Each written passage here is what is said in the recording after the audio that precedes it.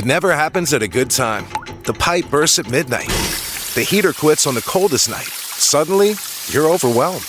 That's when HomeServe is here. For $4.99 a month, you're never alone. Just call their 24/7 hotline and a local pro is on the way. Trusted by millions, HomeServe delivers peace of mind when you need it most. For plans starting at just $4.99 a month, go to homeserve.com. That's homeserve.com. Not available everywhere. Most plans range between $4.99 to $11.99 a month your first year. Terms apply on covered repairs. This podcast is sponsored by Talkspace. May is Mental Health Awareness Month, and Talkspace, the leading virtual therapy provider, is sharing the message that connection is crucial because good relationships are an essential and sometimes overlooked component of mental well-being. If your relationships could use some strengthening, a licensed therapist from Talkspace can help. Therapy can help you communicate better with loved ones, repair conflicts, and understand how to address loneliness and build community.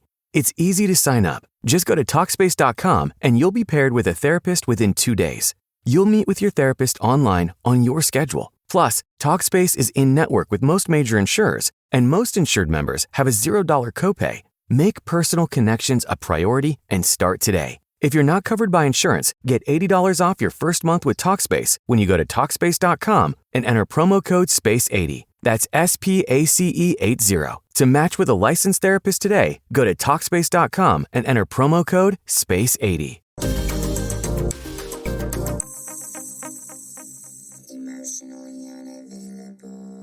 Hi guys, welcome back to Emotionally Unavailable. I'm your host, Malisa Hepner. Thanks for being here. I think today will mostly be a grief update because that's what I've been experiencing this week. And so if this is your first episode, I lost my son, Jake, who was a few months shy of 19 in December, on December 13th, right before Christmas, to a synthetic opioid overdose. It's a new synthetic opioid. He's the first documented case in Oklahoma, which is where I live. So anyway, I kind of hate that I never do these when I'm like in the middle of shit, but damn, dude, today, like, I had to just force myself to come and record because I was like, I gotta do this, I gotta do that, like, in terms of getting ready, because, like, I mean, I try not to look like complete garbage these days. I really don't care, but sometimes whenever I'm, like, watching clips back, I'm like, a little effort might have been okay. Just a little bit of effort would have been okay. But it was preventing me from doing it. So perfect is the enemy of good. So here we are. Me and all of my greasy hair glory.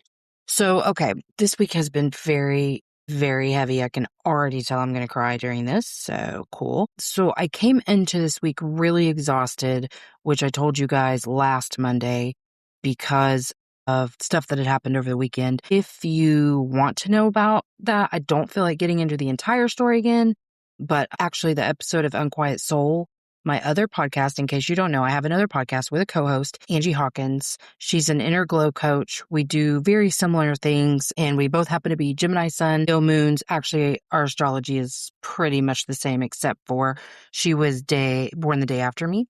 And so she is a Scorpio rising. I'm an Aries rising. So we just vibed right away, and I was like, dude, I wanted another show where we talk about a lot of the same stuff, but in a little bit more of a lighthearted way, and where I'm just like chatting with my friend, you know?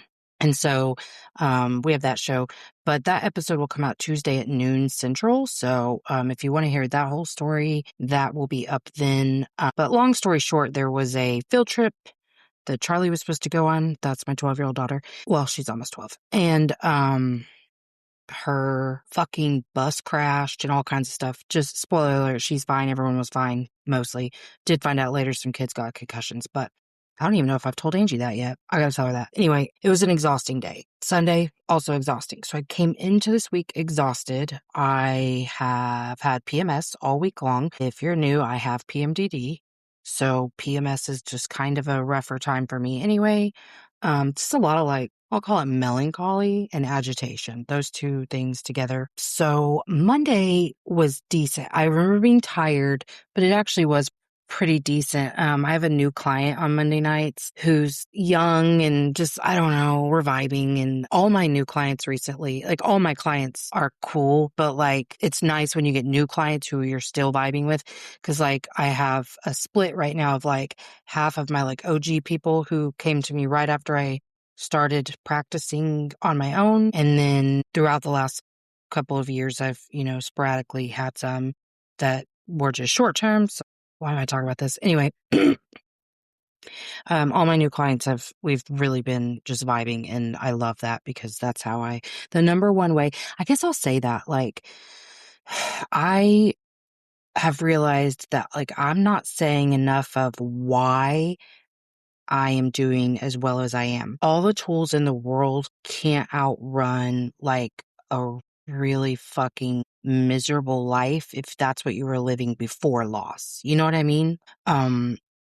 If I were doing things all the time that I just dreaded doing, that I didn't feel like I had the energy, this would be a much different scenario. I wouldn't have made it. You know what I mean? So, um, for me, already having an established, like, work from home situation, I did drop a few clients because it really wasn't a vibe issue. It was inconsistency. They were inconsistent in their scheduling. And that was just something that was really irritating my spirit, like really irritating, because they were like canceling last minute. And a lot of it was like, I'm working up the nerve all day to do this because I was so tired in those early days. And then you're not even showing up. Anyway, it felt like the right thing to do.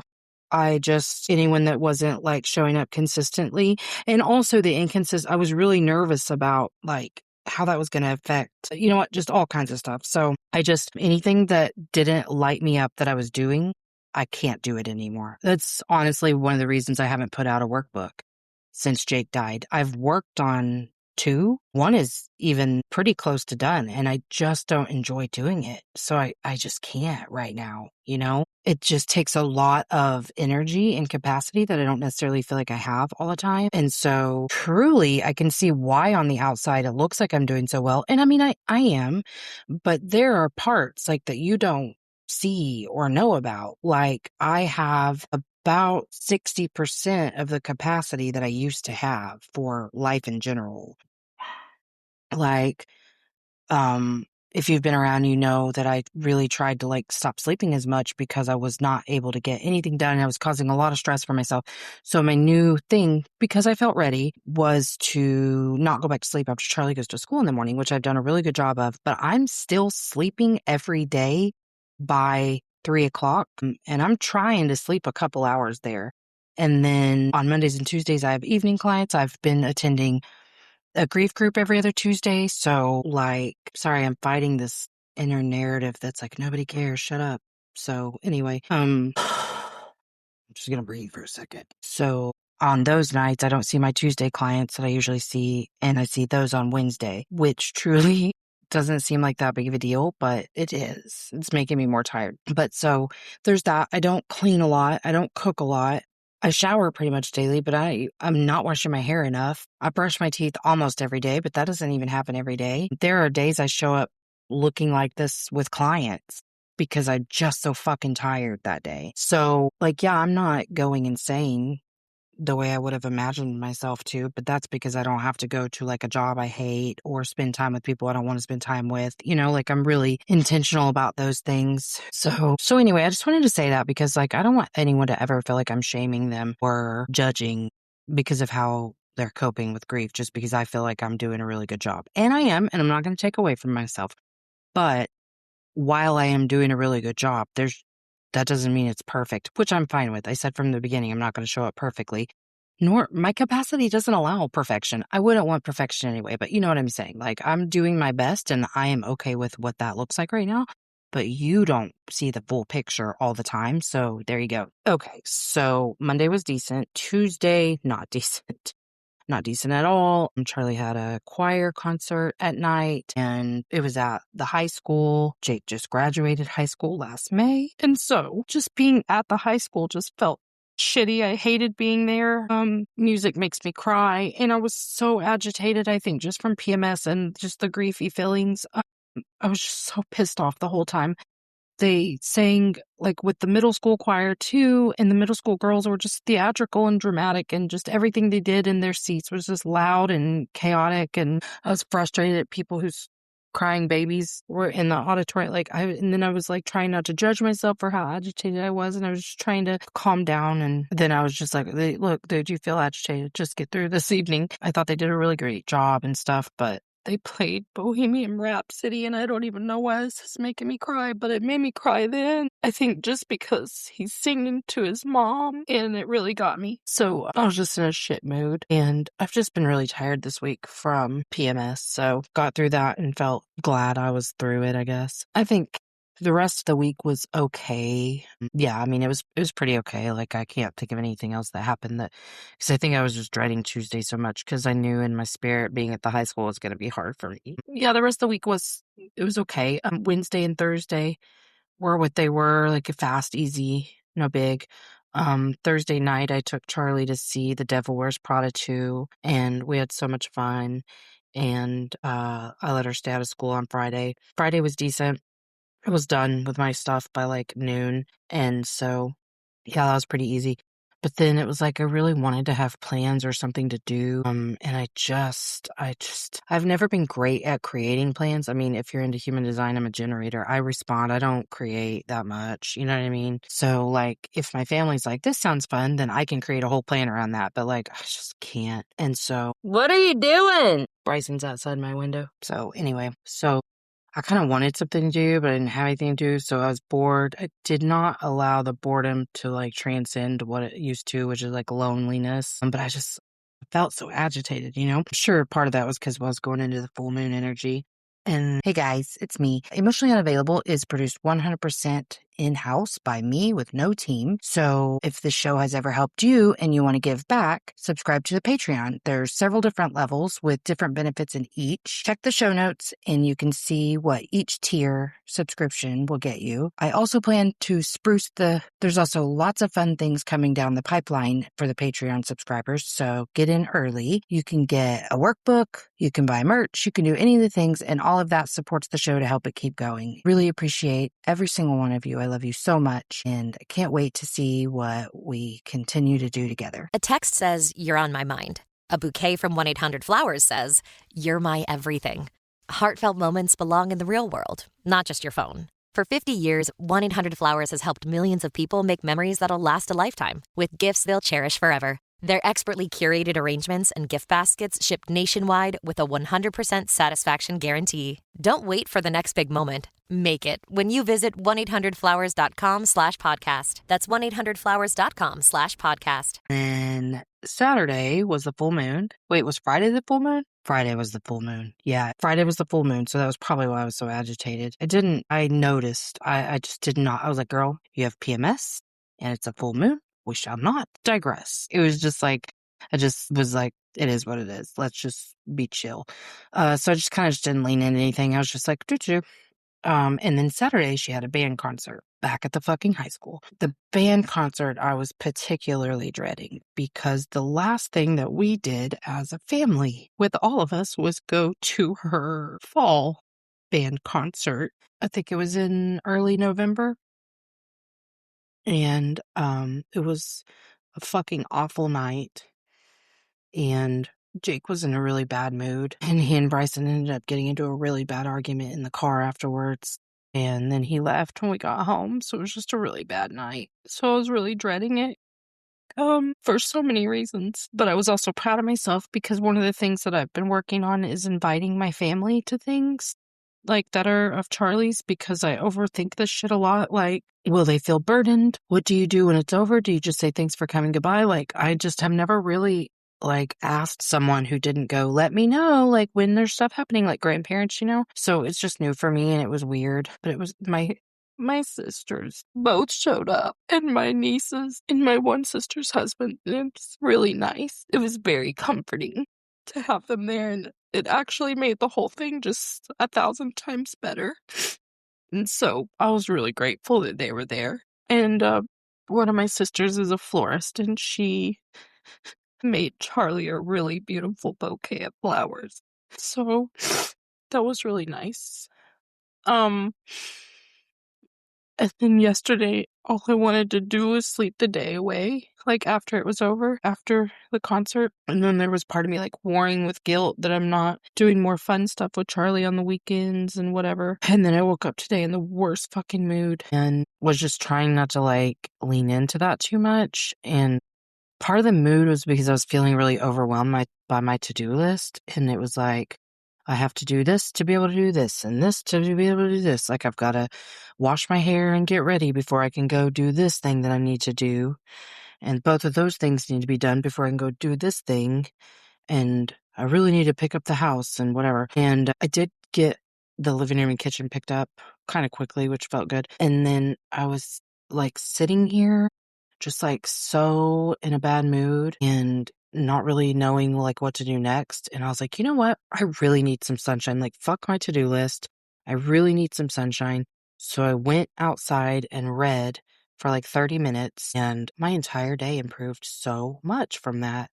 And then after that, I hung out with the fam for a little bit, watching some NBA, and then I actually made dinner, which I haven't done in months, like at least 2. And so that felt really good and felt nourishing to eat like real food, not something fucking fried like that you air fry, you know? So that felt really good. And then I was like in the best mood ever, like after that. And especially because the book I was reading was Kelsey Aida. She was on here a few weeks ago talking about manifesting. She had given me very kindly an advance copy of her new book coming out, The Manifesting Fix. And so it really like just the parts I've read so far, I've read like 3 chapters, really touched on the things that I've been, just intuitively kind of leaning into anyway about like resistance and in essence, basically how I'm making my outer world match my inner world and not always aware of it. So I don't know. It felt really good. And yeah, I was happy to do that and just feel so good afterwards. Gonna watch some more basketball later. So I think for this week, I've just really had to be like I feel it, but I'm not analyzing it. I'm not trying to necessarily work with anything that's coming up right now. I'm just kind of noticing it and choosing to not engage with it, if that makes sense. Because with hormones, like, it's just so hard to control things. Like I don't cry very much when I don't have PMS. I can cry easily, but it's not like this, like where I'm crying about my fucking sister showing up to the damn band thing. Now I'm crying again. Anyway, yeah, I just it's nice. I like this level of closeness with him because you'll hear me discuss this with an episode I just did with Kirsten again, and that'll come out I think this week. But like there's this what I call a disconnect because it's numbness, but only to Jake. When I don't have really bad PMS, like I don't feel numb overall, but I feel numb to that a lot of time. But I don't feel as close to him sometimes. And I think this is just the part of grief where that's why people actively choose pain, like making themselves listen to sad songs, things like that, because they feel like they have to be immersed in that. I know I did whenever I was going through this with my dad at 15. But I decided to not be afraid of that months ago and just go, I guess sometimes this is how it's going to be because your nervous system does only have a certain amount of capacity, which Kirsten and I get into. But like, if I don't want to die of broken heart syndrome, like I have to just lean into what my nervous system is allowing for. And so for me, it's been this really weird, it does a little bit make me sad how numb I can get to this because I have trouble remembering him during that time. Like I know I've told you guys this before, but it's like he existed in an alternate reality. Like I'm not even going to continue to keep trying to describe it because I can't ever describe it, but it's like, it's not that. The closest I can get to saying it is like, in those times of numbness, it's not that it's hard to believe he's gone. It's hard to believe he ever existed because there is such a barrier between me and that pain a lot of time. About 2 weeks of the month, and then a week after I ovulate, which I will say the PMDD does seem to be getting better. I think as I used my tools for grief because it's only been this week that's been really bad. So, and we had a bunch of triggers. Graduation's fucking coming up. I'm seeing these posts of all these people posting their seniors, and it was just a year ago that we were there with Jake. We had so much hope that day, and that's bizarre to me. And I mean, thank God we didn't know what would come, but it's hard to think back about that. So I guess, yeah, it's just been, I'm just glad to feel a little closer to him right now. I'm not like forcing it. It just is what it is. I guess I feel a little more human whenever, yeah, Okay, so like when I have PMS and I'm all like emotional like this, that's a good way to describe it, is like I'm more human. Whereas when I'm not experiencing this, I feel more tapped into like higher self energy. So it's a good balance of both. I just do have to be very careful about how I manage this energy because, I mean, it can drown you quick if you let it, you know? So yeah, I've just kind of been like noticing and choosing not to really engage unless something actually comes up. I will say, you know, my sensitivity to others during this period, like it's, I guess, forever going to be a thing where I'm like, they're ignoring me. Somebody, like, you know, someone didn't return a text or whatever. But I've started saying to myself, if them not messaging me back or them kind of not being super present at all didn't mean anything about me, how would I feel right now? And if I'm being 1,000% honest, it kind of just, that's it. It's gone. As soon as I'm not telling myself a story about how that means I'm unlovable or unworthy, I'm kind of like, oh, it means they're busy. Busy's fine. I don't live in that like unprioritized place like I did back when I really lived in victimhood. So yeah, it doesn't mean anything about me. So that's really helped me through PMS where I can get a little more tender about some things. So yeah, that's been a really good tool this week. And trying to think, I guess that's kind of it. I'm just seconds away from starting my period and feeling really good right now. And it really is just in the little things where it's just one small choice and then the next small choice.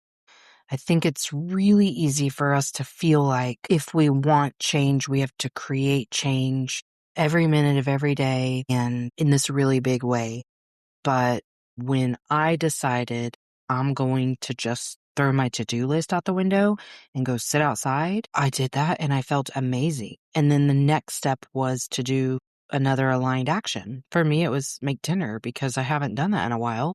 Felt good to be active in that way and to eat food that felt nourishing. So yeah, like I had vegetables for the first time in a while. So yeah, I think one little small action, like that's not new information. I think I just have a new understanding of that or a deeper understanding and that it doesn't need to be like some arbitrary action. It needs to be aligned with what your goals are. But if your goal is feel better, it's not really hard to find some small thing you can do there, you know? So anyway, I am just fighting this entire time with like, you sound stupid. Nobody cares. My brain is just being really terrible right now. So just want to be really honest about that. Yeah, I think I'm gonna call it there. I want to enjoy some more NBA with my family, and I'm about to go record my first audio note for the Patreon. Been beating myself up a little bit about that, so I want to get it done. Just trying to do things imperfectly because I've been putting like roadblocks up for myself, and I just don't need to. So I think the audio will get better, stronger as I continue to do that.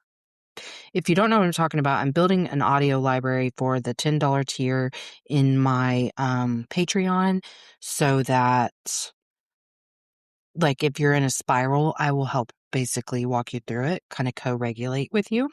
And so I'm going to do that now. If you're not already listening to Unquiet Soul, I'm going to link Tuesday's episode in can't link Tuesday's episode in the show notes. I will link just the Spotify and Apple links to the show itself and give Tuesday's episode a listen. If you love extra content from me, you can have content 4 days a week from me that way because I release episodes here Monday, Wednesday, Friday, and we release on Tuesdays. So yeah, I think that's it. Thanks for being here. I love you. I feel like this entire episode was a shit show and I'll let it be a shit show. So thank you so much for being here. Thanks for coming to Emotionally Unavailable. If you haven't already, like, subscribe, and share. Emotionally Unavailable. All right, that's it from me. So make sure that you check out the show notes for links. And until next time, let's all just keep swimming. INDEPE and cut.